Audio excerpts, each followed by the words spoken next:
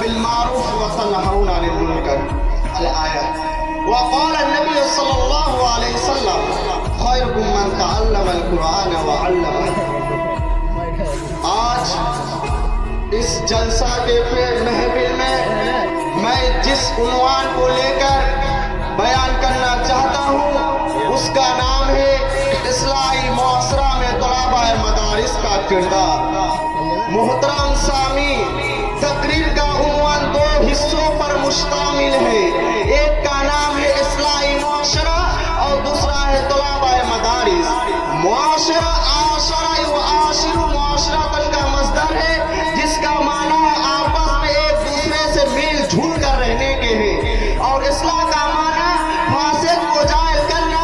اور جہاں تک مدرسہ کی بات ہے تو مدرسہ صرف ایک چار دیوار ایک بلڈنگ کا نام نہیں ہے بلکہ احقاق حق اور ابطال باطل کا نام ہے. اگر مدرسہ ایک بلڈنگ کا نام ہوتا تو پھر ایک سداسی چوتری کو مدرسہ نہ کہہ سکتے. جس کا صحابہ صفہ علم حاصل کرتے تھے وہی مدرسہ ہے. یہاں تک کہ جہاں بھی حاصل وہی مدرسہ ہے. اگر یہ مقاصد مارنے گود میں حاصل ہو تو مدرسہ ہے، اگر یہ شاندار عمارتوں میں حاصل نہ ہو تو یہ مدرسہ نہیں ہے بلکہ دھوکہ ہے، فریب ہے. محترم حاضرین، طلباء مدارس کا کردار انتہائی عام ہوتا ہے. طلباء قوم کے قیمتی پونجی ہوتے ہیں، اپنے سماج کا آئینہ ہوتے ہیں اور سوسائٹی کا عظیم اثاثہ ہوتے ہیں. معاشرہ کی بقا اور اس کے اصلاح و فلاح اور اس کا مستقبل انہی کے دامن سے وابستہ ہوتے ہیں.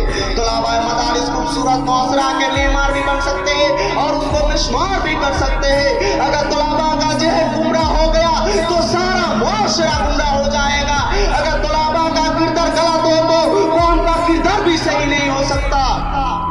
محترم سامعین، اللہ تعالیٰ قرآن میں کے اندر فرماتا ہے وَلْتَقُمْ مِنْكُمْ أُمَّةٌ يَدْعُونَ إِلَى الْخَيْرِ يَأْمُرُونَ بِالْمَعْرُوفِ وَيَنْهَوْنَ عَنِ الْمُنكَرِ. تم میں سے ایک ایسی جماعت ہونی چاہیے جو بھلائی کا حکم دے اور برائی سے روکے. دوسری جگہ اللہ تعالیٰ فرماتا ہے كُنْتُمْ خَيْرَ أُمَّةٍ أُخْرِجَتْ لِلنَّاسِ تَأْمُرُونَ بِالْمَعْرُوفِ وَتَنْهَوْنَ عَنِ الْمُنكَرِ. تم ہی بہترین امت ہو جو لوگوں کے لیے بھلائی کا حکم دیتے ہو اور برائی سے روکتے ہو. محترم سامعین، ذرا غور کر لینا چاہیے. اسی لیے علامہ اقبال رحمہ اللہ نے اپنے طالب علم بیٹے کو جاوید کو مخاطب کرتے ہوئے فرمایا دیار عشق میں اپنا مقام پیدا کر. ارے دیار عشق میں اپنا مقام پیدا کر، نیا زمانہ نئی صبح و شام پیدا کر. طلباء قوم کی حقیقی جاننے کے لیے آپ اصحاب صفہ کو دیکھیں جن کے مولوی نبی صلی اللہ علیہ وسلم تھے. اب دیکھیں حضرت عبداللہ بن عباس رضی اللہ عنہ کو جنہوں نے مفسر قرآن اور حبر الامہ بن کر علم کی سماع روشن کی. اب دیکھیں حضرت ابو ہریرہ رضی اللہ عنہ کو جنہوں نے حدیث کا روشن بن گئے اور حدیث کا لکھت ہو گئے ہیں. برادران ملت، ایسے میں اپنی تقریر کو ختم کرنا چاہتا ہوں.